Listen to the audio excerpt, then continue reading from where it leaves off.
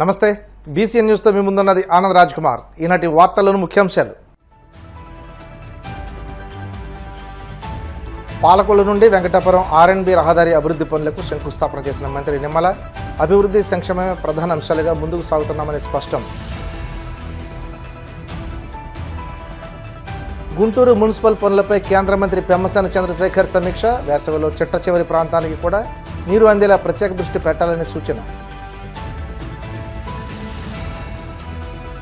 అత్యంత పవిత్రమైన ధార్మిక సంస్థకు అధ్యక్షుడిగా ఉంటూ అప్రత్య కార్యకలాపాలకు పాల్పడటం సిగ్గుచేటు.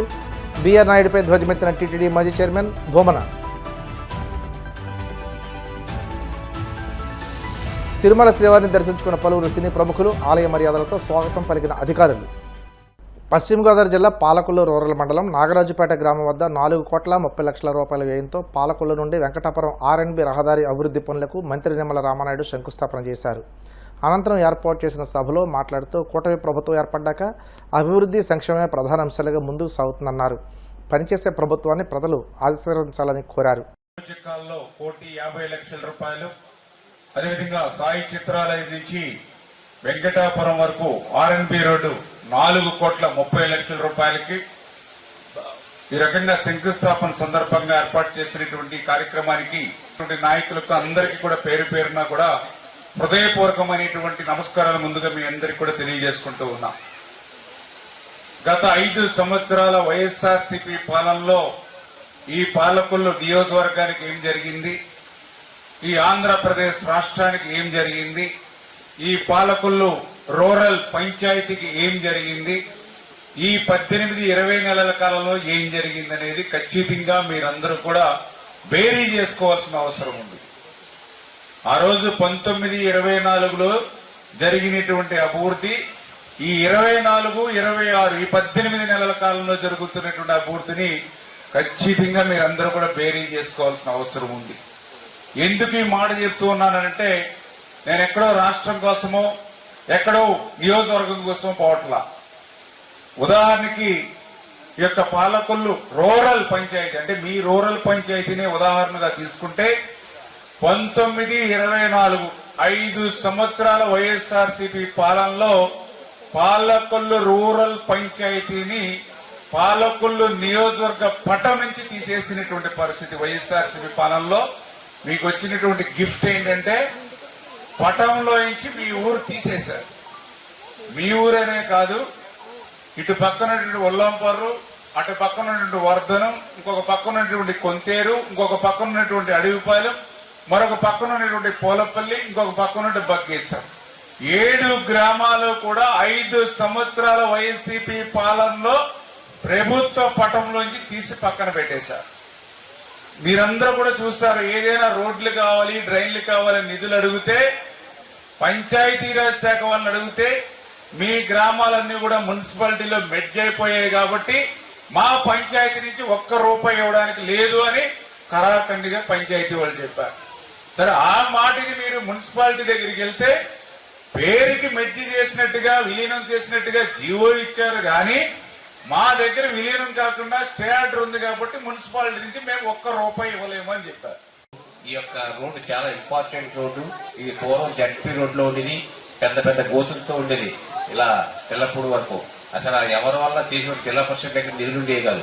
మరి రామానాయుడు గారు ఎమ్మెల్యేగా కానీ మంత్రిగా కానీ ఈ రోడ్డు మీద ప్రత్యేకమైనటువంటి శ్రద్ధ పెట్టడం వల్ల ఈవేళ 4 కోట్లతో సీసీ అండ్ బీటీ రోడ్డుని వేయించడం. మీ అందరూ కూడా ఈ ప్రాంతవాసులు, మా సాగరయ్య గారు వీళ్ళందరూ 7-8 విలేజ్లు ఉన్నాయి. గేట్లు పడవని ఈ రోడ్డు వెళ్తూ ఉంటారు. అటు వెళ్తే లంకల కూడా దగ్గర గేట్ అయిపోతుంది. ఏదైనా ఈ రోడ్డుని మీద శ్రద్ధ తీసుకున్నందుకు రామానాయుడు గారికి వీరందరి తరఫున అభినందనలు తెలియజేస్తూ, ఈరోజు అభివృద్ధి కార్యక్రమాల్లో పెద్ద ఎత్తున పాల్గొనే నియోజకవర్గంలో ఒక స్వర్ణయుగంలోగా అభివృద్ధి కార్యక్రమాలు జరుగుతున్నాయి. ఏంటంటే వారానికి 2 రోజులు ఆయన ఇక్కడ ఉండి ఆ 2 రోజులనే 10 కోట్ల పైన ఉన్నాయి. నిన్న ఒక 6 కోట్లు 7 కోట్లు ఉంది, ఈవేళ అలా ఉంది. అంటే ఎంత డెవలప్మెంట్ జరుగుతుంది. ఈవేళ ఆయన మంత్రిగా ఉండడం వల్ల కొంత సాధ్యం అవుతుంది. ఈవేళ కూటమి ప్రభుత్వం కూడా ఎక్కడ ఆర్థిక ఇబ్బందులు ఉన్నా కూడా మరి పెద్ద ఎత్తున అభివృద్ధి సంక్షేమానికి అత్యధిక ప్రాధాన్యత ఇస్తున్నటువంటి మన చంద్రబాబు నాయుడు గారిని, పవన్ కళ్యాణ్ గారిని, అటు మోడీ గారి యొక్క సహకారంతో ఇవాళ గ్రామీణ ప్రాంతాలకు అన్ని స్వర్ణయుగంగా అవుతున్నాయి. మరి ఈ రకంగా చేస్తున్నటువంటి ప్రభుత్వానికి మనందరం కూడా అండగా ఉండాలి. గుంటూరు కలెక్టరేట్లో మున్సిపల్ పనులపై కేంద్ర మంత్రి పెమ్మసాని చంద్రశేఖర్ సమీక్ష నిర్వహించారు. ఈ సమీక్ష సమావేశంలో ఎమ్మెల్యే గళ్ల మాధవి అధికారులు పాల్గొన్నారు.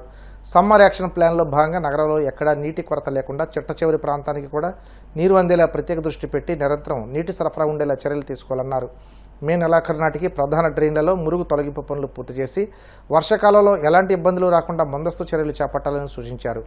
గుంటూరు పశ్చిమ నియోజకవర్గంలో ముస్లింలు ఖబర్స్థాన్ లేక తీవ్ర ఇబ్బందులు ఎదుర్కొంటున్నారని, ఖబర్స్థాన్ కోసం స్థలాన్ని కేటాయించాలని అధికారులకు సూచించారు.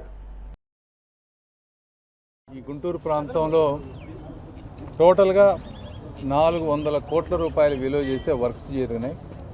రోడ్స్ కానీ, డ్రైన్స్ కానీ, రకరకాలవి, అంటే మేజర్ బ్రిడ్జెస్ అవి కాకుండా డే టు డే యాక్టివిటీస్. అదేవిధంగా ఇంకా చాలా వర్క్స్కి టెండర్స్ అవన్నీ కూడా పిలుచున్నారు. ఇప్పుడు కొత్త కమిషనర్ గారు వచ్చారు, కొత్త టీం వచ్చింది. ఇందులో ఒక 20 ఐటమ్స్ టోటల్గా గుంటూరుని డెవలప్ చేయడానికి ఉన్నటువంటి ప్లాన్లో ఉన్న ఐటమ్స్ అన్నింటినీ రెగ్యులర్ రివ్యూలో భాగంగా పెట్టుకున్నాం. ఎందుకంటే గత 45 రోజుల్లో కమిషనర్ గారికి వాళ్ళకి కొంత టైం ఇవ్వాలి, వారు కూడా అర్థం చేసుకోవాలని చెప్పి మనం లాస్ట్ 45 డేస్ రివ్యూస్ పెట్టలేదు.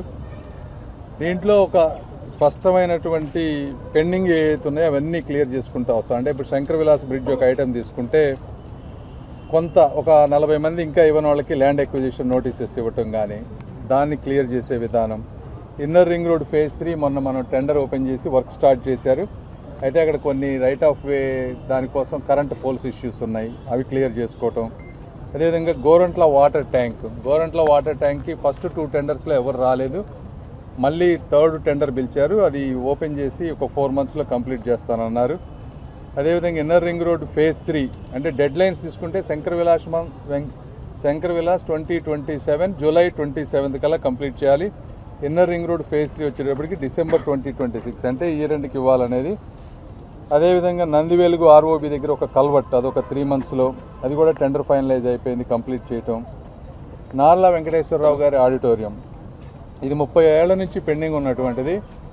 దాన్ని ఒరిజినల్గా నామినేటెడ్గా, ఎందుకంటే ఒకళ్ళే ముందుకు వచ్చారు, నామినేటెడ్గా చేద్దామంటే దానికి కొంతమంది కరెక్ట్ కాదన్నారు. అందుకని చెప్పి దాన్ని మళ్ళీ ప్రాపర్ టెండర్ ప్రాసెస్లో తీసుకువెళ్ళి ఈరోజు మళ్ళీ దాన్ని కూడా టెండర్ పిలిచాం. ఎవరైనా పార్టిసిపేట్ చేయాలంటే దాంట్లో పార్టిసిపేట్ చేయొచ్చు.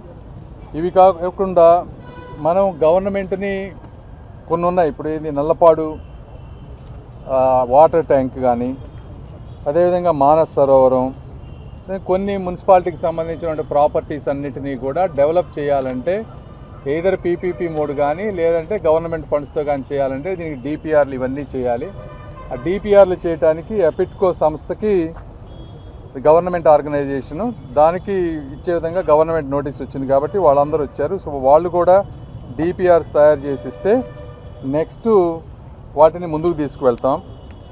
అదే కాకుండా శానిటేషను, వాటర్ సప్లైకి సంబంధించినటువంటి శానిటేషన్లో ఇప్పుడున్నటువంటి ఆటోస్ కానీ, పుష్ కార్ట్స్ కానీ, పనిచేయనివి కానీ, వీటన్నిటినీ ఆడిట్ చేయటం, ఎక్కడెక్కడ ఇష్యూస్ ఉన్నాయో వాటన్నిటిని కరెక్ట్ చేయటం. అదేవిధంగా శానిటరీ వర్కర్స్కి కావాల్సినటువంటి ఎక్విప్మెంట్ కానీ, పబ్లిక్ టాయిలెట్స్ కానీ, ఇవన్నీ. అదేవిధంగా ఎమ్మెల్యేలు వీళ్ళందరూ కూడా కొన్ని ఇంపార్టెంట్ ఇష్యూస్ని రైజ్ చేశారు. డ్రైన్ క్లీనింగ్ ఎట్లా చేయాలి, మే ఎండ్ కల్లా కంప్లీట్ చేస్తేనే ఆ సిల్ట్ రిమూవల్ అవన్నీ చేయాలి. సో దానికి కావాల్సినటువంటి టెండర్లు ఏ విధంగా ముందుకు తీసుకెళ్ళాలి. అదేవిధంగా ఈ పబ్లిక్ ఎక్కడ పడితే అక్కడ ఈ ప్లాస్టిక్ అన్ని డ్రైన్స్లో వేయకుండా పబ్లిక్ అవేర్నెస్ ప్రోగ్రామ్స్ ఏం చేయాలి. ఇంకా రోడ్స్ తీసుకున్నారనుకోండి, మనం R&D రోడ్స్ అన్నీ కూడా ఇంతకుముందు R&D కింద ఉండేవి, కానీ గుంతలు పడి వాటిని మనం మెయింటైన్ చేయలేకపోయాం, ఎందుకంటే మున్సిపల్ కార్పొరేషన్ కింద లేదు కాబట్టి. వాటన్నిటినీ కూడా GMC కింద తీసుకొచ్చాం. టీటీడీ చైర్మన్ బిఆర్ నాయుడు అనైతిక ప్రవర్తనతో బయటకు వచ్చిన వీడియోలు ప్రపంచవ్యాప్తంగా ఉన్న కోట్లాది మంది హిందువుల మనోభావాలను గాయపరిచాయని వైసీపీ రాష్ట్ర అధికార ప్రతినిధి టీటీడీ మాజీ చైర్మన్ భూమన కరుణాకర్ రెడ్డి ధ్వజమెత్తారు. అత్యంత పవిత్రమైన ధార్మిక సంస్థకు అధ్యక్షుడిగా ఉంటూ ఇలాంటి అప్రాచ్య కార్యకలాపాలకు పాల్పడటం సిగ్గుచేటని మండిపడ్డారు. అడ్డంగా ఆధారాలతో సహా దొరికిన బిఆర్ నాయుడు తన వీడియోలు మార్ఫింగ్ అని అబద్ధాలు ఆడుతున్నారని ఆక్షేపించారు. కానీ ఆర్టిఫిషియల్ ఇంటెలిజెన్స్ నిర్ధారిత సంస్థలు ఆ వీడియోలన్నీ ఒరిజినల్ అని స్పష్టం చేశాయని వెల్లడించారు. మహిళతో ఉన్నటువంటి చనువుగా ఫోటోలు కావచ్చు, వీడియోలు కావచ్చు, ఎవరో బయటికి వదిలిన తరువాత అది ప్రపంచవ్యాప్తంగా ఉన్నటువంటి హిందువుల మనోభావాలన్నీ కూడా తీరని విధంగా దెబ్బతిని అత్యంత ప్రతిష్టాత్మకమైన దేవాలయ అధ్యక్షుడిగా ఉండి ఇంత అనైతిక అప్రాచ్య కార్యక్రమాలకు పాల్పడతాడా అని వాళ్ళందరి ఆగ్రహము ప్రపంచవ్యాప్తంగా చూశాం మనం. వాళ్ళందరూ కూడా ఇలాంటి వ్యక్తిని అధ్యక్షుడిగా కొనసాగించటము అంటే వెంకటేశ్వర స్వామిని అవమానపరచటమే. ముక్తకంఠంతో సోషల్ మీడియా అంతా కూడా లక్షలాది మంది భక్తులు సోషల్ మీడియా వేదిక ద్వారా తమ అభిప్రాయాల్ని పెద్ద ఎత్తున పంచుకున్నారు. ఇలాంటి కార్యక్రమాలకు పాల్పడుతున్నటువంటి బిఆర్ నాయుడు గారు రాజీనామా చేయవలసినటువంటి అవసరం ఉన్నది, లేదా మిమ్మల్ని ముఖ్యమంత్రి చంద్రబాబు నాయుడు గారే రిమూవ్ చేయాల్సిన అవసరం ఉంది అని నేను ప్రకటించటం జరిగింది. కోట్ల మంది చూసినటువంటి ఆ వీడియోలు, ఆ ఫోటోలను, దీనికి సంబంధించిన విషయాల వివరాలలోకి పెద్ద ఎత్తున పోకుండా బిఆర్ నాయుడు గారు నిన్న మధ్యాహ్నం పత్రికా సమావేశం నిర్వహించి ఆయన గారు దీనికి సరైనటువంటి వివరణ ఇవ్వకుండా ఇది ఆయన మార్ఫింగ్ అని ఏ టెక్నాలజీతో అనేటువంటి, ఇంకా మిగతా ఫోటోలు కూడా చూపించమా.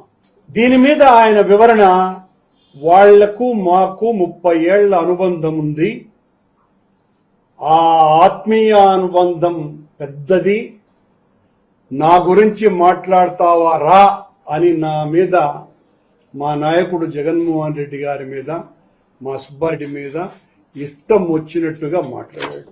ఈ బిఆర్ నాయుడు ఆయన నేను దుర్యోధన సమానుడు అనుకుంటున్నాడు. దుర్యోధనుడి కంటే చాలా అహంకారంగా వ్యవహరిస్తున్నాడు. ఆయన ఏమన్నా తిట్టినా కూడా చెల్లుబాటు అయిపోతుంది అని నన్ను, మా నాయకుడిని ఇష్టం వచ్చినట్టుగా అరే తొరే అని. బిఆర్ నాయుడు నిన్ను అనలేక కాదు, నీలాంటి చెప్రాసి పనికిమాలినోడు లఫంగుల గురించి కూడా మేము ఆలోచించటమానని, మీకు కూడా అలాంటి పదప్రయోగాలు ఎందుకోనని మాకు తెలియకేం కాదు. బిఆర్, నువ్వు నా కాలి గోటికి కూడా సరిపో. 1974లో ఆనాటి ముఖ్యమంత్రి జలగం వెంగళరావు నేనిచ్చినటువంటి కరపత్రం తీసుకోవటానికి ఇష్టపడకపోతే ఆయన జుబ్బా కాలర్ పట్టుకు లాగి కరపత్రం ఆ చేతిలో పెట్టినటువంటి వాడిని. అది నా ధైర్యం. ఆ రోజుల్లో నువ్వు జోబు దొంగగా ఉండుంటావు. నువ్వు నా గురించి ఏందేందో మాట్లాడుతున్నావు. పశువు కంటే హీనమైనటువంటి వ్యక్తివు నువ్వు. పవిత్రమైన దేవాలయంలో పాడు పనులు చేసేటువంటి నీచాతి నీచుడివి నువ్వు. హీనాతి హీనమైనటువంటి విషయం. నువ్వు ప్రెస్ మీట్ పెట్టి తగ్గేదేలే అంటాడు. తగ్గద్దు. ఇట్లాంటి పాడు పనుల్లో మరింత పెరుగు. నేను నీ దగ్గరికి వచ్చి భంగపడినానా? నిన్న అసలు మనిషిగా కూడా చూడను నేను. నీలాంటి వాళ్ళు ఈ పదవికి అర్హులు కారని మా బాధ అది. అంతే తప్ప మీ మీదే నాకు వ్యక్తిగత ద్వేషం ఏమి లేదు. నాయుడు గారు, ఇప్పుడు ఈ పదాలు నేను మాట్లాడిన సభ్య సమాజానికి నేను క్షమాపణలు. ఇప్పుడు కాసేపు ప్రకటనలు.